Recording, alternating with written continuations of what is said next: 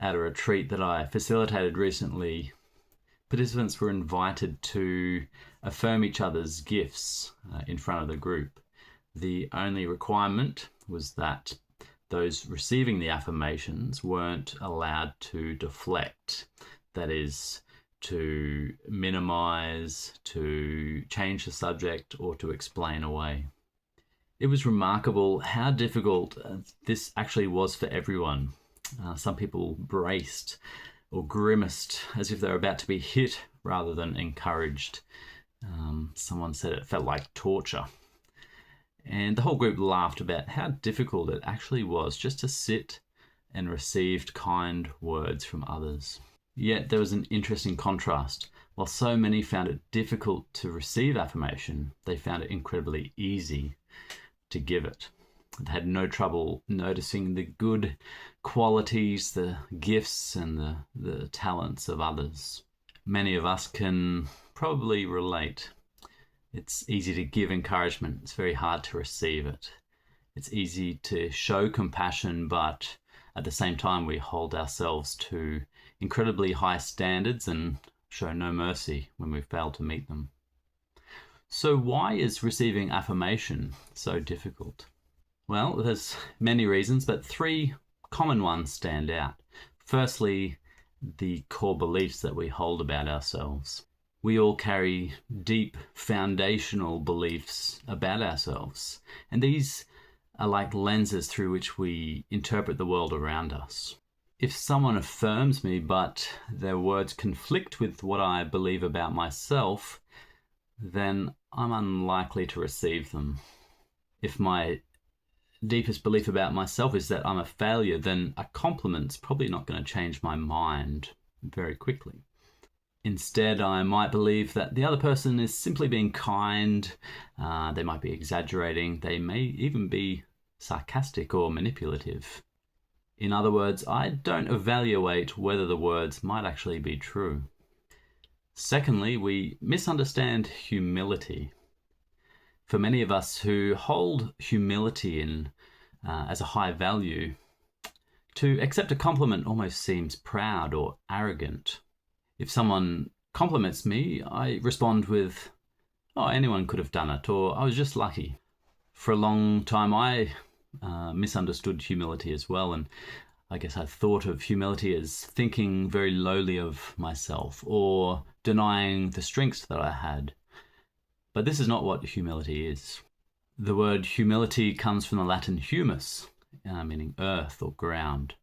To be humble is to be grounded in reality, to see myself truthfully, not exaggerating my strengths, but not denying them either. Jesus' parable of the talents illustrates this beautifully. The servants who used and developed their talents were praised. The servant who buried and hid their talent was rebuked. The point wasn't that they should pretend they had no gifts. Rather, they were entrusted with gifts that they were expected to use and develop and enrich others with. Recognizing that we have gifts isn't pride or arrogance. It's acknowledging the generosity of the one who gave us those gifts. We didn't earn our intelligence, our creativity, our goodness, our kindness, our capacity to love. Rather, these were gifts given and received, not earned. One of the beautiful truths of the Christian faith is that God didn't create us because he needed us. No, he was perfectly happy in himself. Rather, he chose to create us out of love. Even knowing our weaknesses, our failures, our sins, he still chose to create us to be one in Jesus Christ and ultimately to suffer and die for us. This is something extraordinary about our worth in his eyes.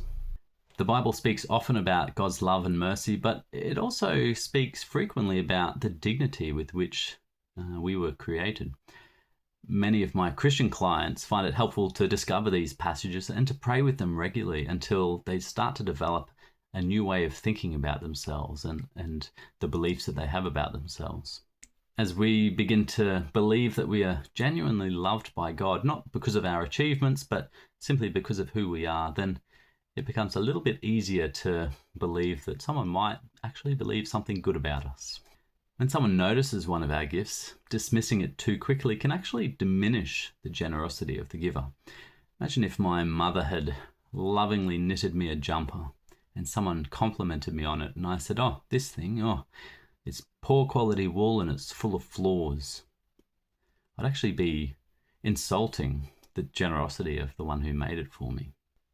And so receiving affirmation with gratitude is not being proud or arrogant. It's rather acknowledging the goodness and the generosity of the one who gave us the gifts.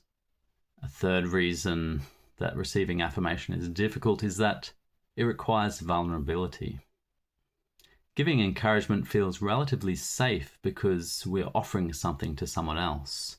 Receiving it is something different. To receive affirmation means allowing ourselves to be seen. It means lowering our defenses. It means holding the possibility that someone may see something good in us and believing that they actually mean it.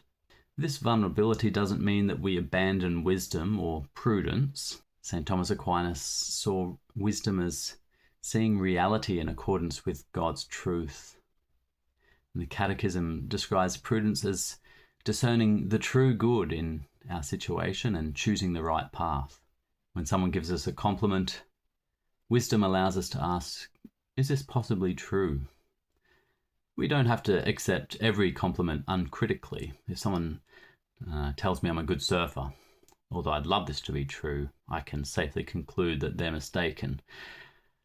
But when someone repeatedly notices qualities in myself that I struggle to see, wisdom allows me to at least consider the possibility that they might be onto something. Prudence also helps us to decide how vulnerable we should be.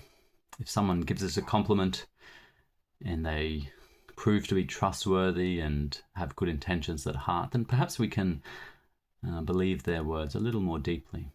If not, we can still accept their compliment graciously without accepting a level of closeness or intimacy that hasn't been earned. So, learning to receive affirmation isn't about being proud, it's about being truthful. The next time someone offers you a compliment, just notice your first instinct. Is it to dismiss, change the subject, or explain it away?